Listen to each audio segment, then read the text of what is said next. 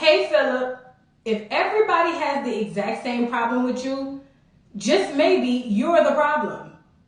I'm just saying. Cue the music. Oh yes, bitches and hoes. I'm back.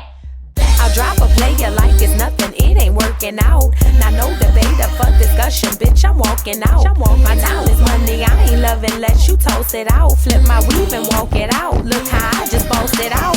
Now come on baby, why you bugging, we can't talk it out. I keeps it moving, I ain't tripping, lost another spouse. I'm just a boss, it's in my blood, no I won't scream or shout. Grabbing my keys. Cause oh yes, bitches and hoes, I'm back. Back with another video. We're here to discuss Kandi in the Game Season 1, Episode 3.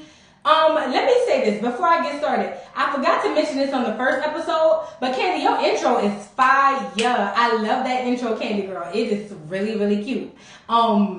It's got a little NO beat, you know, the New Orleans BEAT. If you're from New Orleans, you understand. So it's got that beat on it. Everybody is jocking, we feeling it, we with it. But Kandi, the intro is fire, but you're a genius when it comes to music and writing. So what do we expect? So anyway, child, let's get into this week's episode because it picked up right where I wanted it to pick up. Right where I wanted it to pick up from where it left off. Because Torin is still sitting at this table gathering Philip as he should. So Torin is at the table and basically he was like, Philip says, oh, as quickly as you think you're back, you cannot be back because basically I have the power to hire and fire and whatever the case may be. My thing is this, Philip. You giving too much for nothing, girl. Like, you don't have this to do. You are so handsome and so cute. Like, why are you being so mean and nasty? Like, it takes away from your appearance. It really does. And my thing is this also. The way you handled Torin, especially when it was unwarranted, that's going to be the problem. At the end of the day, yes, that restaurant needs all type of help. I ain't going to never lie on that. The shit is ghetto. However, you coming in ruling with that iron fist, it's a good thing, but when you don't have a medium or a happy medium to be able to lead and also respect people, that's gonna always be a problem because you feel like you beneath or everybody else is beneath you, and that to me is where I have the issue. Philip, who the hell do you think you are? You manage restaurants, fat. I mean, I don't know if you thought you was managing a Fortune 500 company, you know, CEO type of. It's OLG fat and Blaze. Didn't they both get failing ratings? You ain't all that, Mo. Let's move on. So, basically, the problem with Torin, or the problem that Torin is having with Philip is like, listen, I feel disrespected. I came over here, you asking me all these questions, I'm asking you questions, but you don't want to answer me. And Philip, again, that's you sticking your nose up, smelling your drawers. Listen, you can't be like that, bro. Again, it's OLG. I don't know where you thought you was manager at. You ain't managing no top tier, you know, Benihana's. Even then, you still wouldn't be able to talk to me like that. We all are human. We all deserve respect. And the fact that you don't respect anybody else but require that respect in return, that's going to be a problem. And let me tell y'all something. When it comes down to restaurant jobs, you can get fired from one and go next door to the next. It ain't nothing. I wouldn't have took that shit. I'd have been out of that Philip boy. Bye. Let's move to the next scene. He wants to go discuss it with Don Juan. So Kandi comes in, she's talking to Torin, and then, you know, oh Torin, what's going on? And as he's getting ready to speak, here comes Philip with his shoulders looking like he mad and in his feelings. He goes sit down with Don Juan and was just like, look, basically if Torin has been disrespectful, it's unacceptable, yada yada yada. But see, this is the gag, there's a hierarchy, right? And I don't know what position Don Juan have for real, but at the end of the day, he is your boss. No matter what the doggone dynamic is, he can fire your ass. So with that being said, you need to pipe down, kitty cat, because what you're not going to do is go up to these people who pay you, who employ you, who write your checks, and tell them what the hell they need to do. See, that's what I'm saying. You have such a bad, attitude. You don't even realize when you have a bad attitude with the wrong people. So Philip is telling Don Juan that, yeah, I was over there with Big Bird with the yellow shirt and that. I was like, but that read was tired. It was tiring through. But On the flip side, Torrin is telling Kandi, look, this dude is very disrespectful. He got me real hot. Like, I came in, I had a great attitude. I didn't know I was supposed to be meeting with him. All this stuff is going on. Like, this shit is unacceptable. And Kandi was just like, oh my God, I'm going to talk to him. Kandi goes over there to talk to him. And baby Phillip basically is trying to tell her what the hell she going to do. Oh, because this is unacceptable. I'm not working in this and da-da-da-da. Kandi said, hold up. Pause. I pay you. You don't tell me what to do. Now, this is the first time Kandi put her hand down. This is the first time Kandi put her foot down, and this is probably the most needed time. Because what Phillip is not going to do, I see how he deals with other people, even though that wouldn't be acceptable for me, Kandi. But what Phillip will not do is then turn that on me. I pay you. You don't pay me. Now, you could keep planning. I'm going to send you back to that condo with Felipe, and y'all can sit down and have a Felipe steak, whatever, but you're not about to talk to me like you pay me, like I'm employed by you. That's not what's about to happen. So I'm glad Kandi got him together, because that was so much needed. We move to the next scene.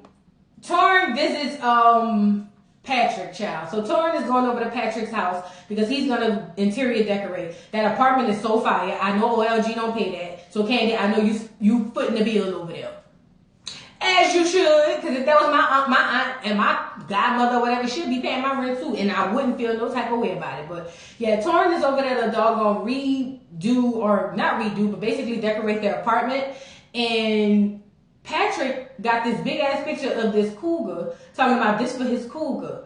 Patrick, you look stupid and very immature. And I didn't like that you have them razor bumps under your neck. I ain't see it the last 2 seasons, but we ain't gonna go there yet. But anyway, yeah, you look stupid and very immature, and yeah, I wouldn't give you the time of day. So they're going all over the house, and basically Patrick wants Torrin to make this doggone sex dungeon. Now I ain't mad at that. Do what you gotta do. I ain't mad at that. Put it in the closet, whatever you want to do. You know, he get it from his godmother. I'm just saying, I ain't got nothing to say about that. But yeah, he wants him to do that. And then he also talks about planning a housewarming. Now, y'all know Torrin is not only an interior decorator or a decorator, he does events. So I feel like Torrin is the best person to have this job. That's the person going to have your thing popping or whatever. So Torrin is down with doing the housewarming or planning it for him. So now we go back to the restaurant. Child, it is chaotic. Dominique ain't there. We don't know where she at. She the bartender, but people buying drinks, and basically Brandon sitting at the bar eating fried chicken and collard greens and mashed potatoes and baked macaroni and cheese with a couple of little sides of yam and some potato salad. Ooh, that sounds so good. But yeah, Brandon's sitting there. He's supposed to be floor managing at the moment, but he's sitting at the bar eating. So now Brian comes to him and say, hey, where's Dominique? Like, we need somebody to be back here making drinks. Brandon was like, oh, well, you can go ahead and make them. Now, Brian gets in his confessional and was like, you know, this is kind of unfortunate because they don't know how I'm doing with my sobriety. So to have me back there making drinks could very well put me back in a bad space. And let me tell you something. I worked in restaurants. Managers that do that don't last long. They just don't. Trust me, they get fired just like the waiters and the waitresses. Managers that act like Brandon don't get fired. They don't stay long, and the reason is because you're not productive. And if you're not productive, then the people aren't productive. As the manager, you fill in wherever you need to make sure the shift goes well. So if Dominique wasn't there, there are 2 reasons why you should have been behind that bar. Number 1, you smashing or trying to smash, and number 2, that's what a manager does. You fill in the gaps where need be. So I didn't like that you sent Brian, back there to make drinks. Because let me tell you something, Brian is my boo. That's my baby. And I don't want nothing to happen to him. And so, Brandon, for you to sit there and feel like you could just have him go make drinks, I don't like that. And Brian, you should have called me. I used to bartend. I would have came and made some drinks for you. Get on my doggone nerves. He just drove me. Now, Brandon is trying to find out where the hell Dominique. Dominique called. She 2 hours late. Oh, I just left a dance practice in studio. Why is you not fired? Why? I get dance is your first passion, but girl, we got a business to run over here. And on top of that, I ain't like the fact that Drika was over there throwing shade, talking about, oh, Dominique ain't here, where she at? I thought that was your homegirl. Why are you hating? You supposed to be hush puppy. I wouldn't have said nothing if that was my little partner. I'd have been like, oh, I called her, she on the way, yeah. But I would not be going around being like, what the hell, like, where's Dominique? Well, Philip walks up to Drika. She just so happened to be working this time, and maybe she is a good worker, just with a bad attitude. And Philip asks her what's going on. Drika is telling him that it's a shit show. The kitchen is a mess. I'm sorry, not the kitchen. The bar is a mess. Dominique is not here, and I'm just filling in where I need to be. Now, this is my biggest problem with you, Kandi, and I'm surprised the health department ain't shut you down. The fact that sink backed up behind that bar was stopped up with cups and napkins and old straws. I'm talking about just sitting there. It was a natural disaster behind that bar. And I love you, Kandi, but they should have shut you down. I'm sorry. That is unsanitary. I'm pretty sure the ice place was, the ice machine and all that stuff, or the ice pit, I'm sorry, was all jacked up. Listen, that is unacceptable. This is the area you're making people's drink. I don't know what was the purpose of the show, but Kandi, it makes me never want to go to OLG. I'm not even going to hold you. This makes me never, ever, ever want to go to OLG. It looks trifling and it looks ghetto. And the fact that y'all are running a business like that just because it's soul food and y'all get to do that and black people are the primary customers, that's not okay. I'm sorry. It's just not okay. But yeah, back to that. So Philip goes to Brandon and was like, what the hell's going on? Brandon is just like, oh, look, Dominique is on the way. She just so happened to come in, and she's mad because the bar is a mess. Well, let me tell you something, Restaurant Business 101, Restaurant Worker 101. If you ain't there, then however you come in, where your section at or your place is, that's on you because you should have been there. I know it sounds bad, but it is what it is. If you was the bartender and you supposed to be here at 2 and it's 4 o'clock, whenever you get in there, however it looks, you got to take the L because you should have been here to man your station. Period. I don't want to hear nothing about it. Dominique, I get it, it's trifling. They could have cleaned up behind themselves. But if they waiting tables on the floor, they ain't got time to be back there playing and dealing with your ball. Because you should have been there. Debate your mom. But anyway, Dominique didn't like the fact that it's just, a shit show behind her bar. But basically, Brian sits at the bar with Rashad, and they're sitting there talking, and Brian is just like, Brandon lets Dominique do what the hell she want to do. She just walks up in there 2 hours late like it's nothing. That's a problem. That's a huge problem. There's no reason that she should be able to do that. 2 hours? Child, I've seen bartenders and waiters get fired for 15 minutes. 2 hours? Because as a bartender, you got to be there long before the restaurant open to set up. So 2 hours late? Child, I ain't hating, but Dominique, your ass should have been fired. I'm sorry. You should have been fired. There's no way. So back to where I was going. Rashad and Brian are sitting at the bar. Rashad is the hostess, was like, are you sure we should do this? And Brian was like, shit, it's cool. Brandon be sitting at the bar, and he do. That's a fact. He do be sitting at the bar. So, the thing is, though, I ain't gonna lie, there are two folds to this. On the one hand, a lot of restaurants do allow managers to sit at the bar, but it's not to, no, it is to eat and all that stuff. I'm just telling y'all what it is. It depends on the type of restaurant. If it's high class, ain't no man. If it's just a regular, like an OLG type of restaurant, Applebee's and all that stuff, maybe. You know what I mean? But the flip side to that, Brian, is everybody knows the rules that you can't sit at the bar and eat or drink. You can't even sit there to talk as a server or as a bartender. You just can't. Everybody knows that, especially when you're on the clock or on shift or even in uniform. You cannot do that. Now, if you go after that in your regular clothes, absolutely fine. But you can't do that. Brandon, walks over to tell Brian that they need to get up from the bar. Brian threw a little shade like he normally does, and I love his cute shade. It's super cute, and Brian can't do no wrong in my eyes. Fight me. But Brandon felt some type of way.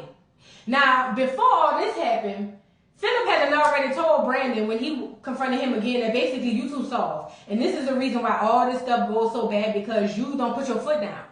So now, this is my problem with you, Brandon. After you got up or had Brian them get up, because they did, they got up and they left and went wherever they went. You went and reported back to Philip because him and the girl Tamika, who's the assistant director or whatever, got your ass together and told you was a lame. You went back and reported to Philip to say, oh, I told Brian to get up from the bar and he had a bad attitude. Why did you need to do that? Aren't you the general manager? Why are you reporting to another manager about a situation that was taken care of? What did you want out of that? That's some old bitch ass shit. I'm sorry. You did not have that to do.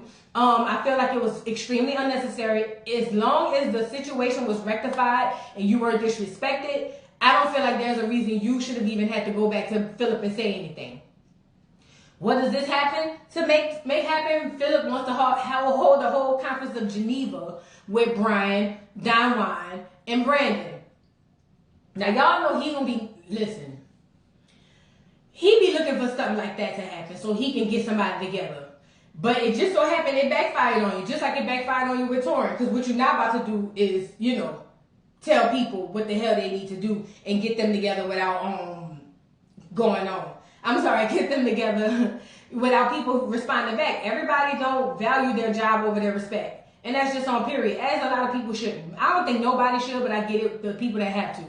And Brian is about to get your ass together. So you pulled all of them aside, and basically Brian was like, listen, I threw my little fun shade with Brandon. It was fine, I got up from the bar. What's the problem?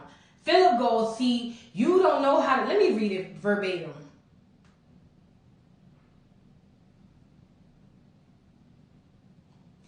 Philip lets Brian know, I can't terminate you. This is that thing that he holds over everybody's head. Oh, I can fire you, I can fire you, I can fire you. But the thing is, you dealing with an owner like Kandi who gonna hire and hire and hire him back. You don't have the power you think that you have. I'm sorry. He lets him know he's been in his shoes. Brian said, you've never been in my shoes. I wear a size 8. What size are you? Period. As he should, because Philip is being a peanut head, if you ask me. This prompts Philip to say, you know what, you suspended, go home. Brian don't like that, as he shouldn't, because I'm like, all this because I shaded you, now you're going to suspend me? Now send me home for the day. Suspend me? What?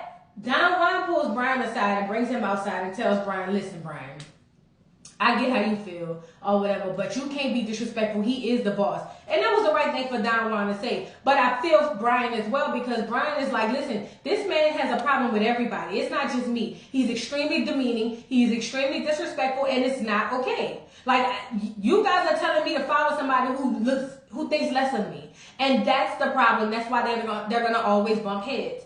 Well, Don Juan ended up telling him, look, okay, just go home. Go back to the table, tell him you're going to go home, and we'll figure out the suspension time frame or whatever, but just go home and we'll deal with it. Now, this makes Don Juan pissed. And I don't think Don Juan really has a dog in the fight when it comes to Brian, but what Don Juan is saying is, every time I turn around, somebody got a problem with you, Philip. And if everybody has the same problem with you, Philip, then maybe it's you, Philip. But you're the manager, so I give you a lot of leeway. But at the end of the day, a lot of this is unnecessary. A lot of it is unnecessary. So now Don Juan has to go talk to Philip.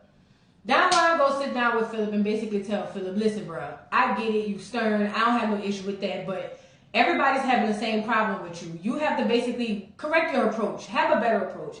Philip feels played. Oh, and I didn't appreciate the fact that you took Brian aside, because that makes Brian feel like it's okay. How? Isn't Brian now suspended because you said he was suspended? I'm confused. If he made Brian feel like he was right, Brian will be back there on the floor working. But no, Brian is going home. Per your request, or per your sentence of him. So why do you feel like that made Brian feel like he could do what he want to do when he's suspended? But see, you just looking for a reason to be going back and forth with people. And like Don Juan said, and I hate to take up for Don Juan. Y'all know I don't see it for him. But like Don Juan said, this is beginning to be too much. Like every time we turn around, it's something going on with you. Like you need to check yourself. Philip does what he would have killed somebody else for doing, and he gets up and leave and go to his doggone car to make a video saying how he feels disrespected. Philip, how dare you leave a meeting in the middle of it because you mad? I understand saying, can you give me a moment? Let me gather my thoughts or collect myself. But you just gonna jump up and go sit in your car and do a video? Dragging for Don Juan because you feel played, because all the stuff that you've dished out to everybody else now has come back to you? Make it make sense. And it's very immature, and your ass should have been fired just as well, or suspended. You should have been suspended right after that for doing that. I could have never sat down with my doggone director or nobody as a manager and did what he just did. Your ass should have been suspended. Philip, Don Juan them, y'all too cute. Y'all too nice to these people. There's no way I could have let that go. But Don Juan basically says he is part of the problem, and he is. Alright, so Patrick goes see his girlfriend Safari for lipo. Let me tell y'all something. She's a beautiful girl. She owns her own lipo business. I guess it's like a laser lipo, and she said you piss it out. He said he needs to get some lipo because he got a little pudge. You skinny niggas make me sick. Anyway, I didn't like the fact that when you laid down, it was a whole bunch of razor bumps under your chin. They got stuff for that. I don't know if you need witch hazel. I don't know what you need to do to get them pudge bumps from under there, but I ain't like that. I ain't like that. Put some alcohol on your neck next time you shave under there, because I ain't like that. Anyway, so he laying down and he tells her that earlier, because they all went out for drinks. Let me back it up. The whole gang goes out for drinks. Believe it or not, I know people who work regular jobs think this is weird, but this is actually super, super normal. They go out for drinks. Everybody hangs out. Everybody smash. That's just what it is. It's just the culture. But they go out for drinks, and Patrick comes and he invites everybody to his housewarming party. Prior to that, Brian, he's in there. Drika comes in with her man, June. And June was a cute little dude or whatever. And we find out that Patrick and June had beef back in the day, or at least a year ago. As they should, because, I mean, they're both, exes, or one of them dealt with the dude's current girl. So I get it. But I don't think Patrick want no smoke, because even in that flashback scene, Patrick ain't want no smoke. So, yeah. I love the fact that Drika watched over Brian. She was asking him what he was drinking. He said lemonade. And she said basically that she has to make sure that he's okay. She has to check on him every now and again because, she cares about him. And I love that he has a support system, especially in that type of industry where it's super hard. You know what I mean? So Patrick had done invited everybody to the doggone housewarming. When he get there with his girl, he telling her that he invited everybody, including Drika. And she was like, I don't like that. You need to uninvite her. Not to mention, he said that he has Torrin doing the decoration, and she was like, I could decorate, and they panned around her office. It was cute or whatever, but I don't know. But she had him fire Torrin. Patrick, if you just wanted to be dominated, just say that. And now the closet with the freak stuff is making more sense. You want her to take control. Ain't no judgment here though. Let that girl take control. If that's what you want to feel like, whatever. But I didn't like the fact that you canceled Torrin's decoration of your house, and I don't like that you basically uninvited Drika. If you did it, you did it. You gotta be a man at some point. If you having mommy issues, just say that. Blink your eyes. Let's move on. So yeah, she didn't like that. Basically, he whipped. Everything that he had planned, she unplanned it. It's just giving me small pain. Let's move on. Drika go to the OLGs to give them water aerobics. Now, let me tell y'all something. I did water aerobics once with some old ladies. That shit is hard. I was out of breath, and them old ladies was getting it. So, we find out Drika used to be a swimmer and had been swimming since she was like 4. So, she does swimming lessons. Kandi said she was going to hire her to teach Blaze, but she ended up like changing her mind and having her giving it to the OLG. Baby mama Joyce said she works out them arms all the time. She read the go.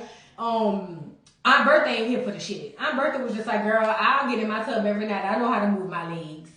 I ain't here for this. Aunt Bertha sat on the side and switched her legs around a little bit. But she was like, girl, I ain't got time for this. I am Aunt Bertha, and Aunt Bertha is me, child. I love the fact that Aunt Bertha just don't have no fucks to give. So they sitting down after this, they eating. This is the gag. This is black people. We so backwards. Y'all did all that water aerobics and they sat down eating potato salad, macaroni and cheese, baked chicken. It was just like, girl, y'all just did all that for nothing. But that's me. Give me that plate right after I work out. Counterproductive a little? Psh, probably. Who cares? That food looked good. So they sitting down. And Drika lets Kandi know that Brian was suspended. Kandi had no idea. She was like, for what? And basically, she gives them the backstory of what happened with Brian and Philip. And the OLG get in their confessionals. And basically, Aunt Nora and Mama Joyce, they was like, we like Brian. He's good. He's a nice person. And baby, Aunt Bertha sitting over there like. They asked Aunt Bertha how she felt about him. And she said, I can't stand him. Matter of fact, put the words down there, and they did. I can't stand Philip. Girl, I was weak. I was like, oh my God, Aunt Bertha, I love that she's so honest, because she should be. You know what I mean? Like, if that's how you feel, that's how you feel. And again, some people don't do well with people who have an issue with people. Like, if you have a people issue, I know for me being a people person, that's a no-go for me. That's a no-go. Mama Joyce had to tell Drika, like, now look, I know you and Philip had your thing. Drika was like, listen, we had our issue, but now he don't mess with me, I don't mess with him. He see I do my job. But your thing with, my thing with you, Drika, is you tried to make it seem like it wasn't no problem as far as why you got sent home. Oh, I ain't do nothing. Yes, you did. Now that you deserve. That read Philip gave you, that probably was the only deserved read he gave through this whole 3 episodes. That one was deserved. So yeah, you did something like Mama Joy said. Whatever you didn't do or did do, don't do it again so you won't get sent home. We move to the next scene. Torin and Brian meet up, and this is where I like melted, and I love Brian more and more and more, and I want to hang out with him, and I want to be his friend, and I want to hug him and just hold hands with him and just be everything to Brian, because I love Brian. I'm sorry, I don't care. I love Brian. But anyway, so now we at this scene, Brian meet up with Torin. This is where we understand that Torin felt like, you know, he was such a good support system for Brian at one point, but he felt like he kind of abandoned him or wasn't able to be as reachable. And y'all gotta understand, with COVID and all that stuff happening, I get it. But Brian had to basically stand in his own stuff and say, it wasn't that. I just started basically pushing people away because I was so hard up into my addiction, I didn't even realize it. Like, he was saying he was drinking like a gallon of vodka a day. Oh my God. Like, it was to the point he was throwing up blood. Oh, Lord. 2-3 times a day. And Brian was able to share with us that his sister just ended herself or whatever, and they found a gallon of vodka or gallons of vodka on the side of her bed, and it had only been 3 months. This is still new to him. Oh my God, I just want to hug Brian. Like, I understand what he's going through. I completely understand, and I love the fact that not only Drika is looking out for him, Torin is looking out for him, because Brandon didn't give a damn. Brandon was like, make them drinks. But you do have people who are on your team and on your side and want to see you win and don't want anything to happen to you. And let me say this to anybody out there in earshot of my voice. There's always somebody. You just have to be able to be open and receptive to the people who want to be there for you. I have stuff I be going through, and I have a couple people that I confide in and that I share my stuff with, and I'm thankful for that. So Brian, I love you. I don't know if you would probably never see this video, but listen, Brian, I love you. I want to hug you so bad and tell you that I love you and I care about you, and you are so strong you don't even know it. I think that it was, again, super sweet that Torin and Brian were able to be friends and not on nothing sexual, really just be supportive of each other, especially with Torin being supportive of Brian. That was the end of the episode, y'all. Tell me what y'all think about it. I heard the ratings are shitty, and they probably are. I think I'm more interested because I used to work in restaurants, so I be picking up on little stuff. But I think it's an okay show. It's cute. It's a little, it's a little key. But drop down in the comments and let me know what y'all think. Don't forget to like, subscribe. Please hit that notification bell, and I will see you hoes later. Bye.